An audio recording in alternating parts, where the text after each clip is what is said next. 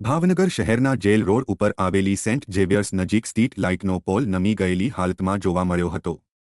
એક તરફ ચોમાસાનો માહોલ છે ત્યારે ભારે પવન કે વરસાદ વગર સ્ટ્રીટ લાઇટનો પોલ નમી જતા અકસ્માતના સંકેત આપતો હોય તેમ લાગી રહ્યું છે। ભાવનગરના સેન્ટ ઝેવિયર્સ શાળાની દિવાલ તરફ નીલમબાગથી જેલ તરફ આવતા શાળાની દિવાલ વળાંકમાં સ્ટ્રીટ લાઇટનો પોલ ઝૂકેલી હાલતમાં છે। તેમાં કોઈ બસ જેવું મોટું વાહન નીકળે તો અકસ્માત થવાની પૂરી સંભાવનાઓ રહેલી છે।